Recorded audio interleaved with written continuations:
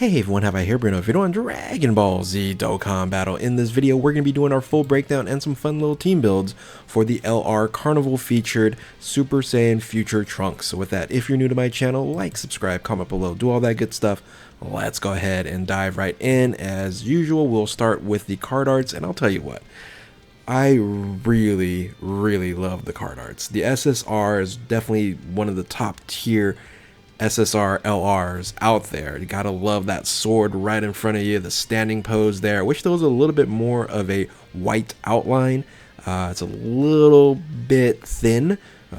Just still, all in all, you gotta love the look of all that. The TUR is one that's definitely underrated. Not a lot of people talk about the TUR. One that you're never gonna generally see this card art very often, but man, they had that, you know, internal blue glow and then the yellow aura right around it, you know, kind of in rage mode there. But all the colors, everything, that looks just beautiful. So I really love both SSR TUR. I like them much better than the Gohan, and even much more so the LR. And the standby looks incredible. So even animated, everything is, you know, Sword of Hope, Spirit Sword, whatever you want to call it. Here's the thing I wish I think they fumbled this one here, is having a future Yajirobe unit would have been perfect for the celebration versus another Mai. They literally could have just did the same kit for STR Mai and just made it the future Yajirobe. Just the option they would have done, or at least a future Bulma. That would have been nice as well. But anyway, I do love both card arts. You got the I have the power stance from Trunks there, and unfortunately the animations when you're in game a little bit lackluster, but I think the card arts are looking absolutely great. So let's go ahead and dive into the details here. First and foremost, let's look at the stats. HP 25,913. Both Gohan and Trunks very high in the HP arena. However, not as high when it comes to the attack. You're looking at like Dokkan Festival exclusive type of attack stat here at 16,960. But then they made it up with the defense. The defense is 17,000, which makes it, I believe, the third highest of LRs. You have, of course, the unbeatable the LR Piccolo, right? OG Piccolo, and then you have the Carnival Gohan, the Kid Gohan, the Int one for the 8-year anniversary. That one's right at 18,000, but 17 is huge. That's very high. However, they could have made it a little bit better if they were to boost up the 12 key and made this unit just incredibly broken. However, I would say there's a lot of downplay on this unit here. I think this unit's fine. It's not a broken unit, but it could have been a lot better. I think that's what people were expecting from the headliner in a sense, right? Trunks being the headliner for the celebration. In general, we didn't really have a OP or broken Trunks here. But let's go ahead and dive into the kit. It is a 200% lead because there's a Carnival unit here. It is Time Travelers category. It's a very interesting category. Very similar to Future Saga, but there's a lot more, especially when it comes to Super Dragon Ball Heroes, which we'll talk about those teams in a bit. But all in all, again, I think 2 Carnival leader skills that really was kind of unnecessary with the Dokkan Festival exclusive units coming out. But again, I understand why these were here available. So the 12 key super attack does raise his attack and defense for 1 turn, causes colossal damage to enemy. I'll talk about how they could have just made this unit just so much better if they would have just made the 18 key very similar to the 12 key here. 18 key ultra super attack here greatly raises defense, stackable, greatly raises attack for 1 turn, causes mega cost damage to enemy. This unit here does a lot of additionals, or has a chance to do a lot of additionals, and they really should have just provided a little benefit here.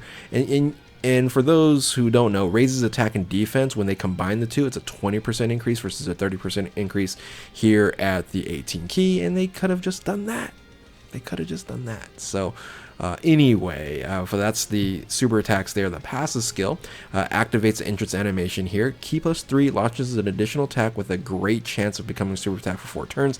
They easily could have made this just a guaranteed super attack from the start for 4 turns. I don't think having a great chance, 70% chance, high enough.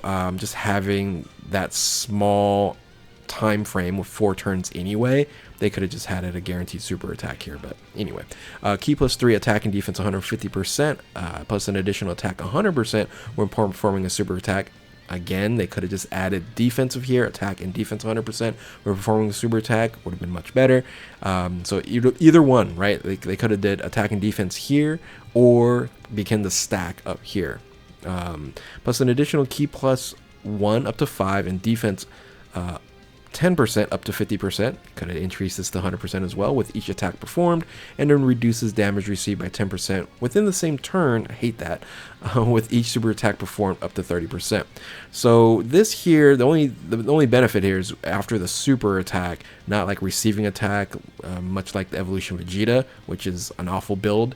But at least you will get damage reduction if you're in the 2nd or 3rd position, which then brings me to plus an additional attack 100% and launches additional attack and has a high chance of becoming a super attack as a 2nd or 3rd attacker on the turn. So this right here really just corresponds with that damage reduction up to 30%, and if you can get 3 super attacks off, you're gonna get 30% damage reduction in that 2nd or 3rd position. It's gonna make it a lot easier if you're gonna run it just in those 2 positions. So it's kind of built for that. But once you go standby, and we'll talk about standby in a second, I don't know why they made it so that you kind of need to be in the 1st position versus sticking with the 2nd or 3rd. It's a little goofy design. Launches additional attack and becomes a high chance of becoming a super attack starting from the 5th turn start of the battle. So there you go right here. Again, interesting kit. Could have done a lot more, especially because this is the really the featured character in the celebration, and they could have made this just slightly a little bit better. But all in all, once he starts to stack, he becomes very, very strong. But in the beginning fights, when you start a fight, it's going to be a little bit tough. He's going to take some damage. Standby skill here stands by for 4 turns, during which each count increases 1 attack per performed allies. Can be activated from the 5th turn from the start of the turn. So it's an optional skill set. I think it works out though. I think it works because, well, here's the thing. I wish they would have had 5 turns here and then a little added benefit. But again, you do get an immense buff when it comes to attack once you go standby, and we'll talk about how that works there. And then it just falls back off and you're back here. So, but I think defensively, this form here is a lot stronger because of the damage reduction than it is when the additional boosts, which we'll see in the standby skills. So we'll finish this off here with Link skills: Golden Warrior, Royal Lineage, Super Saiyan, Dismal Future, Prepare for Battle, Fierce Battle, Legendary Power. It's on a ton of different categories. But again, this is going to be more so probably as a 2nd or floater. Hybrid Saiyans, Future Saga, Time Travelers, Vegeta's Family, Super Saiyans, Bond of Master's Disciple, Revenge, Battle of Wits, Miraculous Awakening, Entrusted Will, Battle of Fate, Bond of Parent Child, Earthbred Fighters, Superheroes, and Power of Wishes. So that is the kit there. Once you then switch on over to the standby skill, we'll see the difference here. So once the standby skill activates, it's interesting that they did this. The 12 key and 18 key doesn't change. It's exactly the same. Provides the raises attack and defense, and then you continue to stack defense at 18 key, which is good. At least that is beneficial there. Now the passive skill, again, it switches up. I don't know why they ended up doing this. Key +12, which is outrageous. Attack and defense 200%, plus an additional attack 150%. Could have added defense with performing a super attack. Launches additional attack, has a great chance of becoming a super attack, and reduces damage reduction by 50% for only 1 turn. So once you transform, this unit is absolutely a beast, right? So once you go standby, it's not going to take any damage, but it's going to fall off. And then you have this guard against all attacks and launches additional attack, has a great chance of becoming super attack as a 1st attacker. Not sure why they ended up doing this, because again, if you're going to build this team, you're generally just going to keep this in the 2nd or 3rd position. Now you have to move this over, and yeah, I'm just not a huge fan of how they designed this portion of it.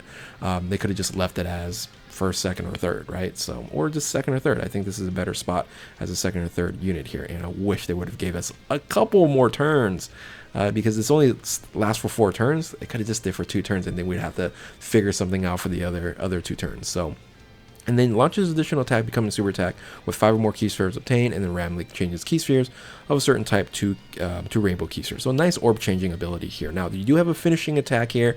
The animation again has been a lot of vitriol for that finishing attack here. Raises attack by 50% damage temporarily per charge count, causes super ultimate damage to enemy, and then can be activated when charge counters more than once. So that's where you have here with the standby skill. Again, all in all, it's still a good unit, but I don't really think it's a super high-end required unit. It's a luxury unit that if you have them, it's going to be a fun team that you can run. And speaking of that, we're going to switch on to the link partners here. You're probably best running this unit with LRGG and staying in non-standby mode, I guess, because when you're running LRGG, you go into standby mode, then you have to kind of remove LRGG out of the first position, which is the best in first position. So of course you can use the transforming EZA Tech Trunks. Once he transforms, he becomes a 6 link partner, not at base form here. And then you have a bunch of other units here that you can run, and you have 5 links. So you have some options on other teams. The goofy thing about this one here is that the Gohan, the Carnival Gohan that came out at the same time with this unit here, it's not on Time Traveler, so you're not going to run this unit on the Trunks team. You can run it on the Gohan team, but not the future Trunks team. So anyway, let's go ahead and talk about some team builds here. Now, 200% super class, you're generally running super class units, but you can mix it up. We'll talk about the combinations in a bit. 200% super team here, again, LRGG's probably going to be in that first spot. You're not going to go standby. If you do, just got to watch out. That first time you go standby, you're going to be fine, but the other times might be pretty rough there. Vegito Blue would be probably the better other option here, where hopefully he can build up pretty quickly, but that main rotation is susceptible, right? There is holes in that and can cause some problems if you get hit or supered. You might not survive. Then you can just run a bunch of other units here. You can run my STR my or int my on this team, being that it is time travelers and int my buffs time travelers. So, and then a bunch of other units down here you can use. Of course, JP has the Super Trunks there, or transformed Super Trunks there. A reasonable unit you can run on as a floater.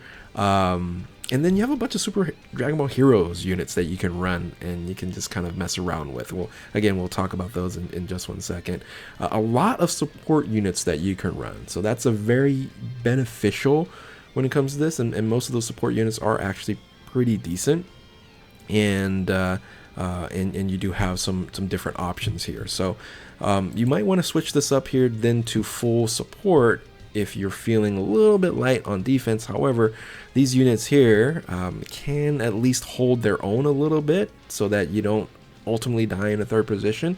You have the EZA to Super Saiyan Bardock. You have the most recent EZA to the Gowasu and Zamasu, and then of course STR Mai there. You can use the int Mai again. I mentioned that already. You can also use the Trunks Mai EZA. That's a support unit as well on this team here, and since you're running full time travelers, that unit can, I didn't say like completely hold its own, but it won't be so much of a liability if you ran, like, for example, Thickness of Time. If she gets hit, you're done skis, right? So another option that you can run would be combo, because you're susceptible in this position here, right, in the VB and future Trunks. You then might say, hey, I'm going to bring the other wall combo here, and that is going to be Infinite Zamasu and AGL EZA Transformation Zamasu here. All you just got to make sure is you just don't use the domain. If you don't use the domain, then you're going to be fine, and that unit, you technically don't need to use the domain, and it's going to be a much better tanking ability in that position. So then you're going to have to run the Trunks as a floater. Unfortunately, on one of the rotations, it's not going to link up very well, but I think this is a safer play if you're going to run a kind of a 200% combo with some extreme units on here. Now, another option that you can also run is full floater position, and I think this is probably a better option for you as a full floater. You have Vegito Blue and LOGG on the rotation, and then you have Infinite Zamasu and AGL Zamasu there on the other rotation. Then you go ahead and bring some other units as a support, for example, Gawasu Zamasu instead of Mai, because Mai was only super class. You want to take her off the board there. But combo floating here with the Trunks, I think would work better than having this option here where Trunks is not going to link up very well in that one main rotation. So just might as well float him. And again, when you're floating him in the third position, you still have that damage reduction at 30%. And they're actually, if you said, you know what, what are your options as floaters, and you choose Trunks as your floater, that's a really, really good floater unit, right? So I think when we focus too much on, hey, first position, things of that nature, yeah, he's not a good first position unit. He's a pretty good second position unit, and even much better as a third position unit, right? It would have been nice to maybe give him like a key +1, 20% to attack and defense for time travelers. That would have been interesting as a semi-support unit, or only in the third position. They could have did something like that, and I think would have made this unit a lot more valuable. Again, I'm always showing the 200% extreme. If you want to use some extreme units, there's a lot to choose from when it comes to time travelers, more so than like Future Saga for the Gohan team. We don't know yet that if the Goku Black or the Rose will EZA. So if they do, right, if they do EZA and they're actually good, then you can actually run maybe this team here as an option for an extreme class team. But again, when I'm recording this video here, we don't know if that's happening or not. Finally, let's talk about Super Dragon Ball Heroes, which actually we have 2 more teams here, which is oddly fun and weird. So also you have this guy here, who, if you have a bunch of time travelers on your team, he does a bunch of counters and he doesn't take any damage if you don't get super attack. You get super attack, you're dead, but you know what, that's most of the game right now. So you have some combinations, extreme combinations as well. Gohan, when you have great apes on here, it can tank fairly well. And then you have Vegeta's family, which isn't very good. So I just put this together and saying, hey, you could run a Vegeta's family here, but the options are very, very limited to what you can use, especially in the end game. But of course, you can use a Super Battle Road, and you can probably do very, very well in Super Battle Road. So anyway, that is it. I think I went a little bit longer than I expected here on Trunks, talking about Trunks, but yeah, these are the fun little team builds. Again, I only focus on the leader, the time traveler's leader. On his other teams, there's a lot of teams that he can be run on. That's going to be probably a lot better than the team that he actually leads. So anyway, with that, if you're new to my channel, like, subscribe, comment below, do all that good stuff. Thank you all for watching. Keep on Dokkaning, and we'll catch you next time. Later.